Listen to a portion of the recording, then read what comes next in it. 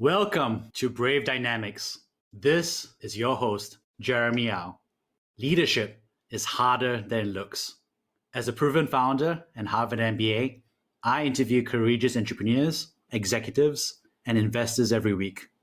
I also share my frontline experiences, coaching insights, and own professional development journey. If you're stepping up as a new leader, founding a startup, or venturing into the great unknown, this is the podcast for you. Bhargav Sosale is the co-founder of Medios Technologies, a startup building AI tools for screening retinal conditions. It deploys its algorithms on portable retinal cameras that every general practitioner can afford. Using artificial intelligence to analyze images of the human eye, Medios is able to safely detect diabetic retinopathy in its earliest stages to prevent vision loss in patients and generate instant results for a fundus photo examination. Founded in 2017 at Entrepreneur First and backed by SG Innovate, Medios has begun working with leading hospitals to test their software. Today, Medios is being used by doctors and community health programs across India and has screened over 30,000 patients. In 2019, Medios was acquired by Remidio Innovative Solutions, a leading ophthalmic device company based out of India. Previously, Bhargav co-founded Listen, a music streaming app that provides users with a collaborative music streaming and listening experience in real time. At its peak, Listen trended on Product Hunt, was getting over 1,000 downloads a week, had over 120,000 songs streamed, and the app was used by over 10,000 users. Bhargav has also published peer-reviewed machine learning research in Springer and has presented his research at the Autonomous Agent and Multi-Agent Systems Conference in Europe. He has graduated with a degree in computer science from Nanyang Technological University. Good to have you, Bhargav. Hey, thanks a lot for having me today. Yeah, it's awesome to see you after acquisition and see you on the other side of things. Yeah, it's actually been quite surreal, to be honest. One half of me, I think, feels like nothing's really changed post selling the company. And then the other half is like, oh, wow, everything is different now. I don't know, you went through it. You'll probably be able to get what I'm talking about. I think there's a part of you as a founder and operator where you're just still running the business. So that has never changed. And the other part is that you're no longer the owner of it. So as a result, you're now an executive. And so that's an interesting transition that you just made me reflect on in the last 10 seconds. What's super interesting is this is, I think, my second real job. Like, since I've been starting a company, I've always been the founder and the one behind it. And except for a small stint right after I graduated college, I think this is the first time I've actually been employed somewhere else after the acquisition. And that's also been like something that I've been getting used to. Well, we're definitely going to dive into that. And we're just going to go and have the opportunity for you to share your journey at a high level for those who haven't had the opportunity to meet you. Since I was a kid, I've always wanted to make people happy and change their lives in some way. So when I was 14, I started out actually as a musician. I joined a band in high school, and we actually grew fairly big in India. We were touring around the country. We were playing sold out gigs in front of thousands of people. I hadn't actually even considered tech or startups. I didn't know anything about it until the movie The Social Network came out. And I saw that and I was like, wait, so you've got this one guy sitting in a dorm room in Harvard, changing the way the entire world works, and he's creating like such huge amounts of impact. And here as a musician, I'm still able to do that at a small scale, but with tech, I can scale that up to even 1 billion or 7 billion people, like everyone in the world. That's what kind of piqued my interest. So I decided to study computer science. Now, the Singapore government was gracious enough. They gave me a scholarship and asked me to come study in NTU. I came to Singapore, and that was the first time I learned how to code because I knew I wanted to get into creating impact through tech. And startups were actually one of the best means to that end. So I spent about a year after graduating where I also did some machine learning research with my professor back in NTU. He wanted me to do a PhD. And that's when I kind of turned down that option. I joined a company called Feature, which was like a Foursquare for Singapore.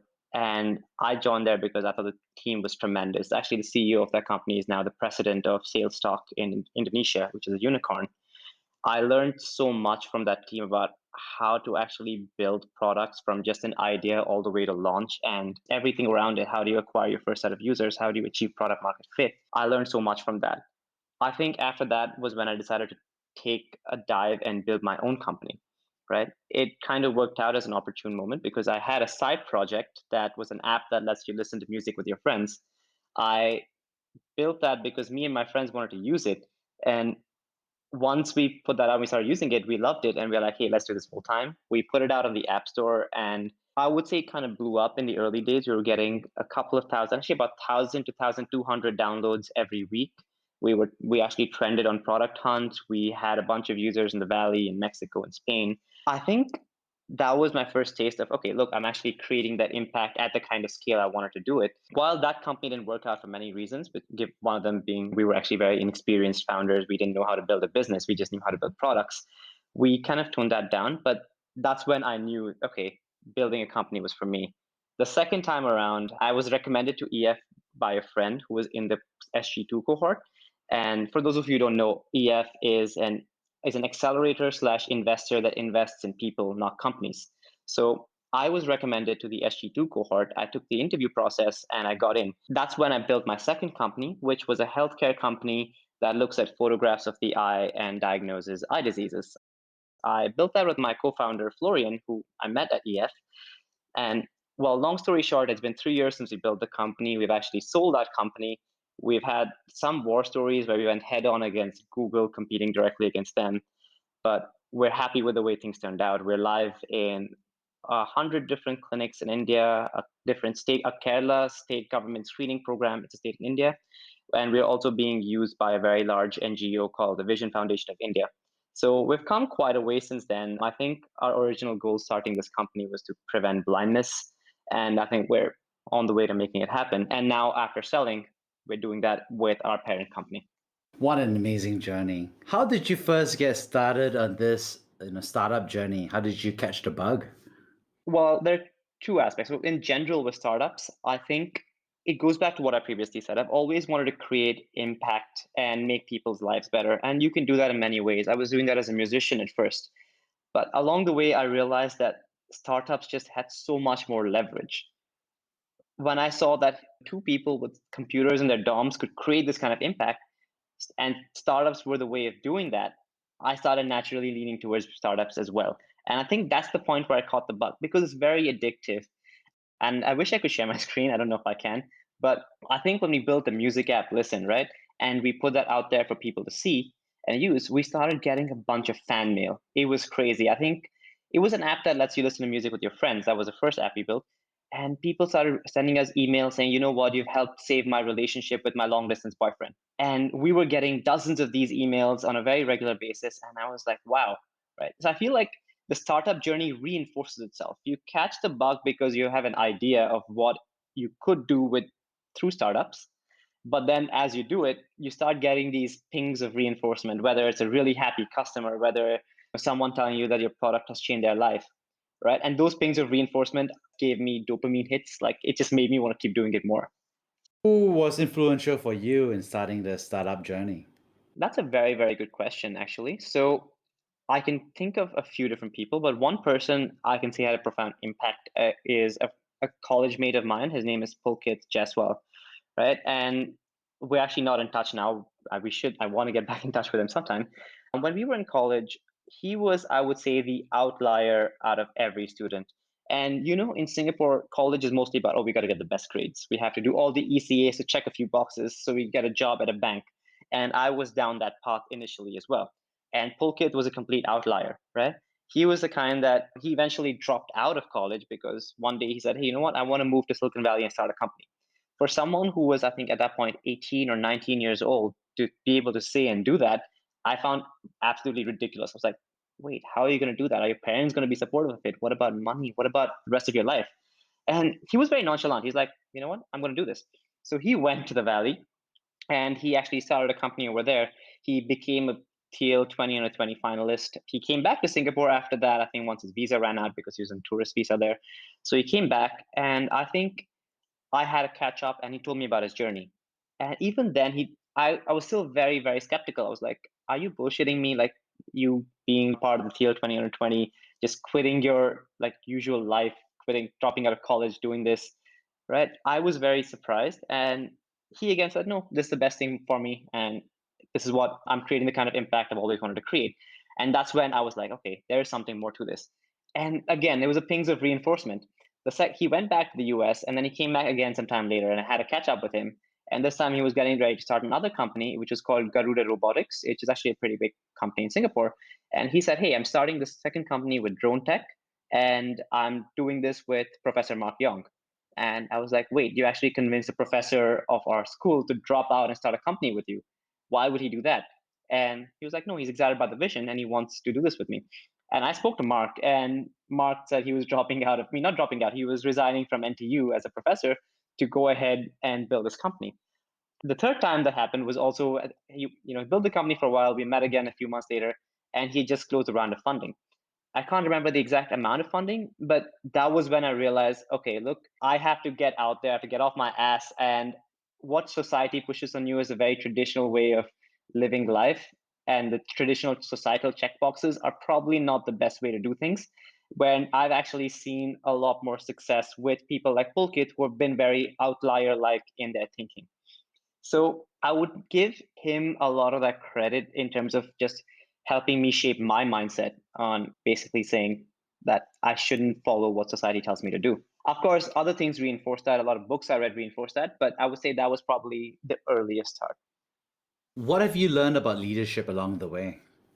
That's a very good question. I think what I've learned about leadership is that there is no singular definition of leadership. And what is leadership to one person may not be leadership to someone else. And it changes from person to person, from context to context, depending on the kind of company, the stage of the company you're at. One of the things I always believed when I was a kid was, hey, a leader is someone who's like the boss. He says something, everyone's like, wow, this guy said it, we must do it. And now that I've gotten a lot older and hopefully wiser, I feel like leadership is kind of the opposite, where I see that leaders are those who serve their people and act in their people's best interests and not themselves.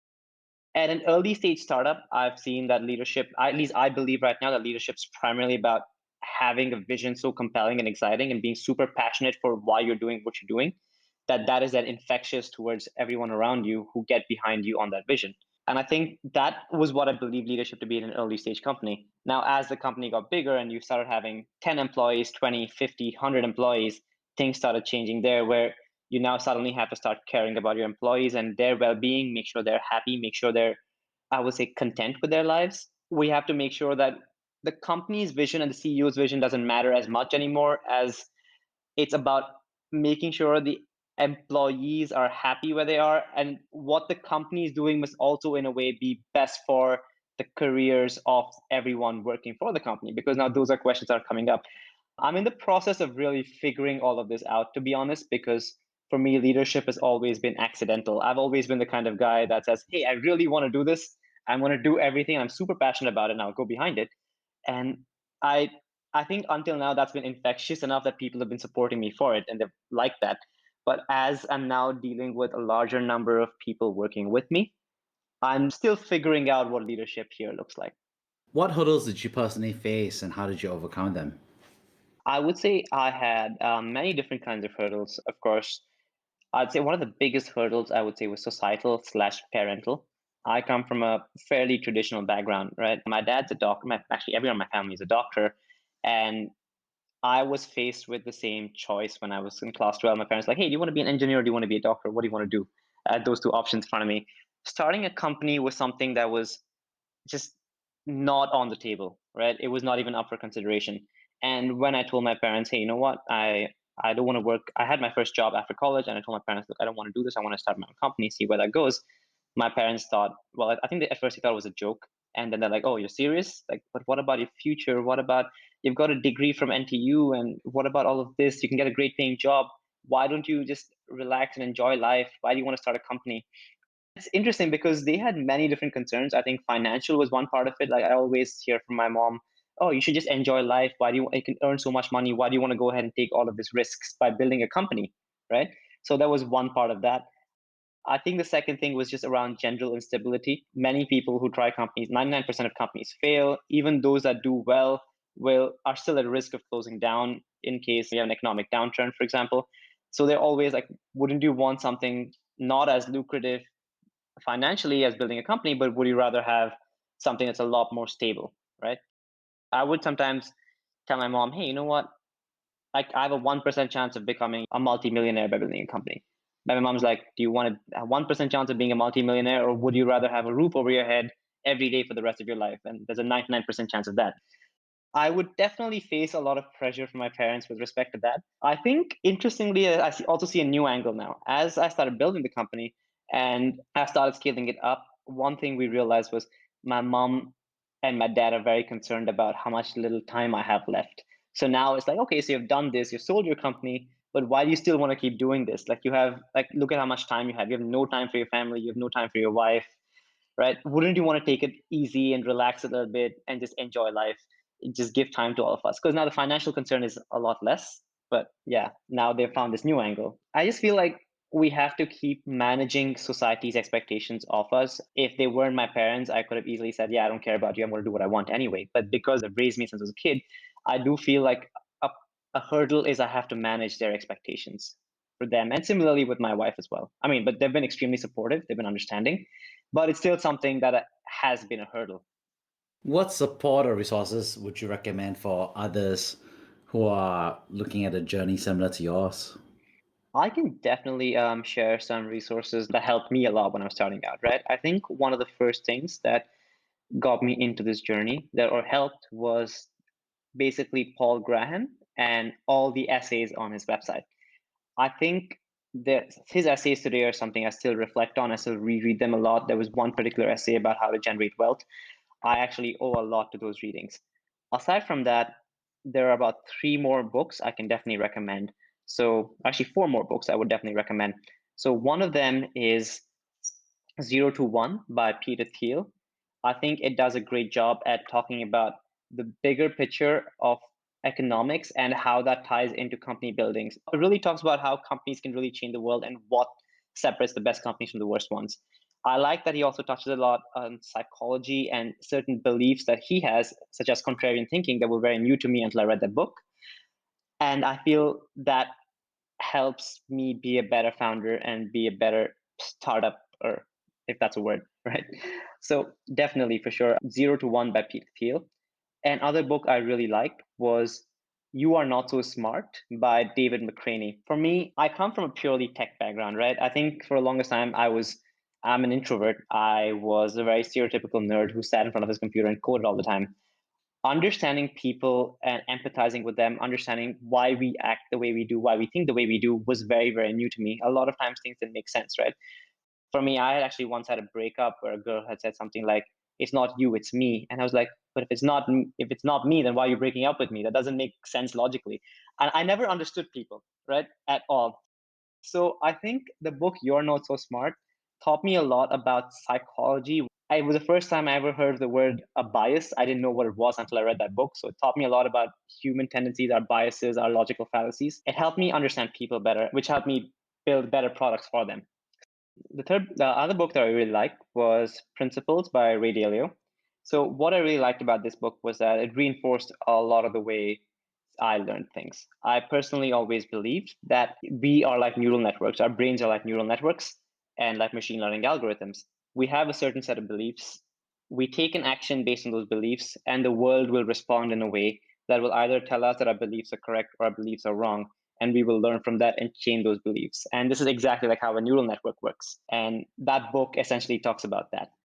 I think there was one last book, which was Pitch Anything by Oren Klaff. And what that book did really well for me was that it was able to break down the emotional aspect of making a sale, emotional aspects of making a pitch, which me, again, as someone from a completely tech background, I think needed to read that to understand how to pitch to investors better, how to sell to employees better. As a founder, you're always selling, right? So it taught me how to make that sale no matter who we're selling to. In your viral Medium post about how you took on Google and won on this health AI space, what do you think about that?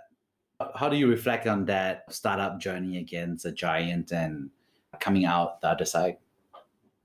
That's actually a very, very good question. And actually, a lot of people have asked me this before. I think one of the biggest things that I now realize in hindsight is that when we were originally starting out our company and everyone said, "Hey, why are you going to be Google?"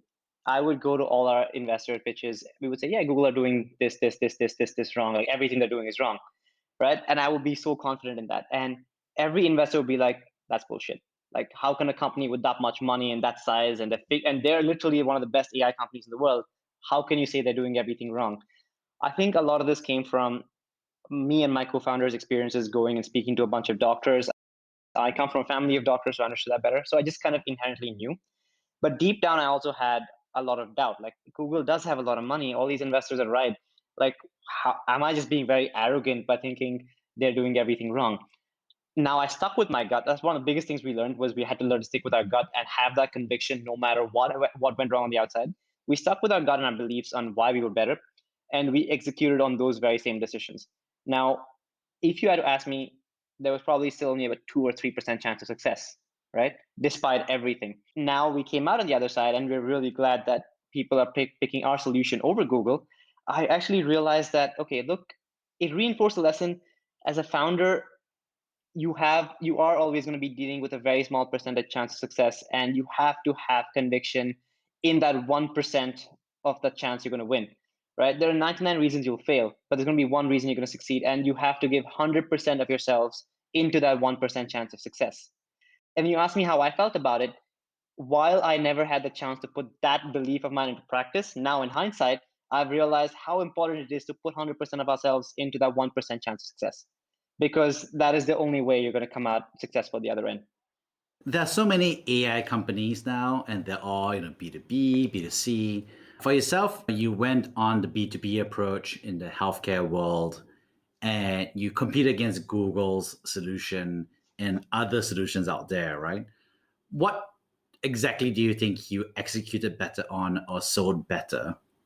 So that's a very good question. For me, I always looked at AI as a means to an end. Today, you have a lot of companies using the word AI as a buzzword to pitch to investors. They say they've got a lot of AI in it, but they really don't, kind of a thing. So what we did was, we always knew AI is a means to an end. If there's a problem to solve it, I mean, there's a way to solve this problem without machine learning, without neural networks, we would have, right? It just so happened that neural networks was the best way to solve the problem. We were obsessed about the customer, obsessed about the problems they faced, and we used the tools we needed to solve that problem. Now, a lot of other companies, they don't look at that. They look at AI as, hey, it's what's going to give us the money from investors, right? Or they're excited about the technology itself, but not enough about the problem. So you have a lot of these AI companies that build a lot of tech that no one really wants. We see that happening a lot. I think if you can draw the separation between the tech and the problem, that's what would eventually make a good AI company, where you have to realize that tech is just a means to an end. Now, I had one more point to add to that. So as part of AI being a means to an end, and a lot of people being very obsessed with the technology, I mean, many people are very excited about the technology itself and not the problem. I see this most happening with data scientists and people doing their PhDs. I actually see that a lot, where they're very excited about it. And one of the key learnings that we had is AI in academia is very, very, very, very different from AI in the real world, right? Actually, a friend of mine read that post, and I think, to quote what he said something like, I can't believe you had to say that. If I meet an other data scientist who thinks the real world is like Kaggle, I want to punch him in the face, right? It was something along those lines.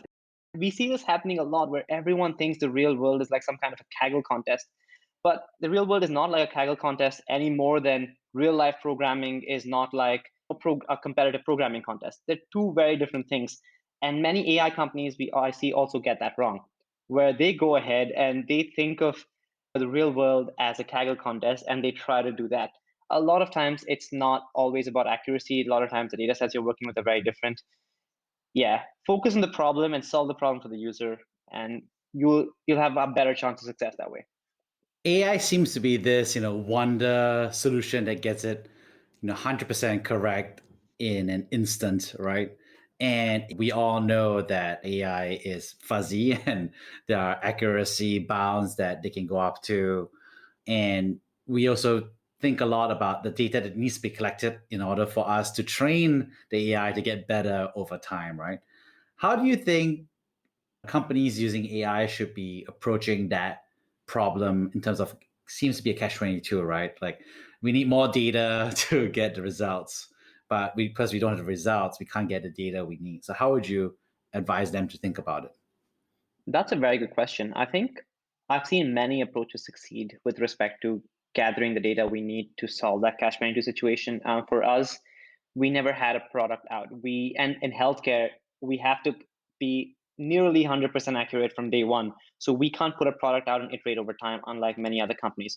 So we hustled, right? We built relationships with a lot of doctors.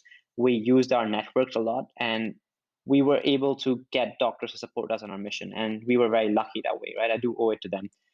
In some cases, we did a lot of bartering. There was a doctor that wanted a tool to train his students on learning how to diagnose some diseases, like a very standard piece of software. Me and my co-founder, the two of us, spent 2 weeks building that piece of software because he said he would give us data in exchange of it. So we went ahead and did all these things in terms of bartering. And I see a lot of companies doing that. In healthcare, that is an approach that almost always works. And other thing that works is you find another problem that isn't related, that doesn't need AI to solve, but one that lets you gather data. So you could, for example, in healthcare, just build a workflow tool. You could build an EMR software, right? An EMR is an electronic medical registration software. You can build that for hospitals to use, but because they will now be linking all that patient information to it, and that data is going to be stored on your servers, you now have data to work on the next problem with. So that is another approach that I kind of see working well. Start with a workflow tool that solves another problem, but you get the data you need.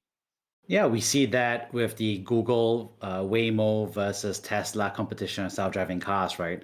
Google has a fleet of cars that they've linearly built over time to scan the roads, while Tesla is solving a very different problem where they're selling cars that happen to have all the sensors needed and just racking up an exponential growth of their miles driven and letting them be able to learn real life world conditions for driving cars. So it's definitely interesting to see those two different approaches. Yeah, for sure. And actually, what's interesting is I now remembered another approach that I thought was very creative for self-driving cars. I think this was in Stanford. What they did was they used GTA 5, right?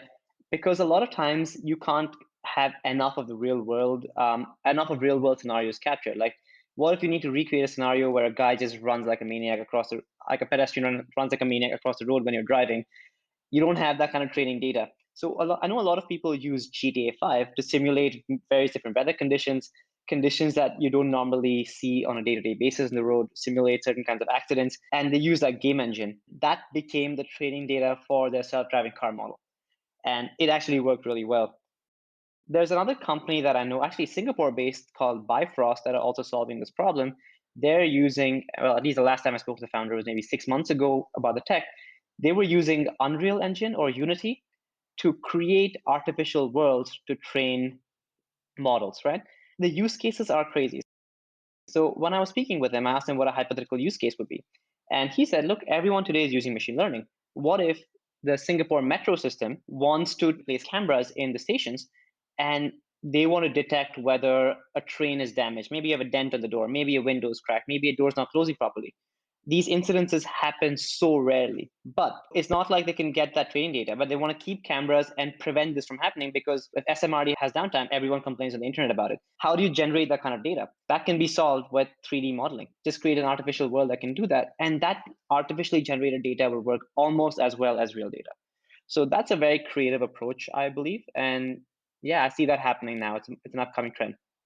Amazing. I think that's so true to see how simulations and analog solutions can really transfer from situation to situation. What are you personally excited to see more AI in? Do you see that in more in the medical field? Do you look at other real world applications? I don't think I'm excited by AI in a specific application. I think deep down, I'm still excited by the technology in general itself. And I'm excited about AI as a field, as a scientific field. So I'm now, full disclosure, I'm being biased because of GPT-3 that just came out and everyone's talking about it. I've been trying to get access to it for the last 1 week or so. Haven't got it, but I'm excited by that.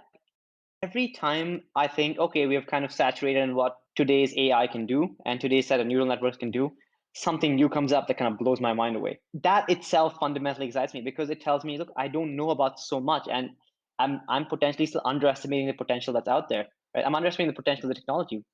If tomorrow we could take GPT-3 even 3 steps, 5 steps further, I'll be very fascinated to see what that looks like. And even just a thought or that imaginary future in which that exists, that is what excites me. In terms of applications, I look at it as, again, a means to an end of solving problems. And I just think you can solve certain problems better than others. But yeah, so that doesn't excite me as much as the tech itself. Yeah, definitely. I think it's hard for even myself to grasp. Like, we went from AI solving chess to Go, and now being able to be the world's best autocomplete for text, very generically with GPT-3. And I think obviously everyone's excited about GPT-3, but I think the crazy part is that how fast we've kind of evolved from point A to point B and to point C. And like you said, now there's going to be point D, E, F in the next 10 years. Where we went from chess to GPT-3 is what we're going to see in 10 years from now, what GPT-3 is to 2030, 2040, right? And I think it's hard to even put your mind around, like, what does that now let us reinvent? For sure. And one of the things that's true with almost any kind of technology is the early days, you kind of see very slow progress, but over time it starts compounding because the amount of knowledge people have compounds. Technically, solutions build upon previously existing solutions. So things start evolving at exponential rate, which is the first chess playing algorithm was not that, if you look at it today, it wasn't that advanced in terms of tech, at least by modern standards. But the rate at which we've gone from that to GPT-3 is crazy. Me and Florian, my co-founder at Medios, we were sitting and playing around with, not playing around, we were looking at a bunch of demos online about GPT-3, and we stumbled upon one where GPT-3 generated its own neural network architecture. And I was very surprised. I was like, so now we've got AI building AI. And is it just an optimization problem? Like, is it something that we do this for a couple more iterations and we have Skynet, right? I actually asked myself that question. Probably not. We probably won't reach Skynet realistically, but I do think where we will get to will be very, very impressive nonetheless. That rate is just astounding. Yeah, I think, it's interesting to see kind of like what we've seen in the semiconductor industry, where there's almost like an inevitable understanding of Moore's law, however you want to describe it, where there's this inevitable march of improving computational power, density, power consumption, reliability, all these other attributes that you don't see in many other industries. And then we're kind of seeing that now for AI, which seems to be, that's been interesting to see that in our generation. For sure. I think to add to that, one of the things I also think means good for AI and this industry is that there are so many ancillary industries that are now feeding into the development of the AI industry. Like, for example, every industry now is online, right? 10 years ago, even 10 years ago in 2010, I don't think that was the case. But now everyone's online. That means you have so much data being generated. Now, this is true for industries like you have traditional F&Bs, like small bakeries having their own websites. But I also now look at the last mile population. When you go to a village in India, and this actually did happen. I was in a tiny village in India, and people were using TikTok over there, and I was very, very surprised. So you now have so many people who've never been online before now coming online at exponential rates, generating the kind of data that needs to be there. A lot of other industries are adopting tech, and again, that's generating a ton more data that needs to be there for AI to grow. This is now developing better and better AI, and hence overall better online products and better solutions, which makes more people digitize much faster again. So it's almost like a vicious cycle, right? Where people come online, AI gets better, more people come online as a result of that, AI gets even better. And then, yeah, I see that happening. That's fascinating. That ties back to the earlier point about how Tesla is able to have cars that generate data, even though they're selling cars. And then the data is just like a gigantic byproduct. But I think what you're saying here is that everybody's digitization efforts in every industry, I assume, from like our NAS cameras to our cars to our IoT and air conditioning and everything, is all spitting out data. And that generates a ton of data sets for AI to really play with. Yeah, for sure. So how do you stay on top of the field in terms of industry trends, in terms of technology? Sounds like you've been playing around with different technologies. How do you stay on top of that? All right. I think it's mostly been a combination of the internet and the people I surround myself with. Florian, actually my co-founder, he's actually a computer vision genius, right? He spent his entire life doing computer vision since he was back in college, even before it was really a field of its own. So he generally tells me about the latest things in the vision space. Now, similarly, EF has a great community. So when we all have our EF meetups and just catch up, even though it's been a couple of years, tech is probably the central point of discussion. And that's my moment where I learn a lot about things I haven't previously discovered. That's in the offline world. In the online world, I would say it's almost always Twitter. I didn't know about GPT-3 until I heard about it on Twitter. And that's when I did more Googling or read the paper. But yeah, Twitter is probably number one. And then Reddit would probably be a close second. Like Reddit has some of the best subreddits, like everything's on Reddit. So yeah.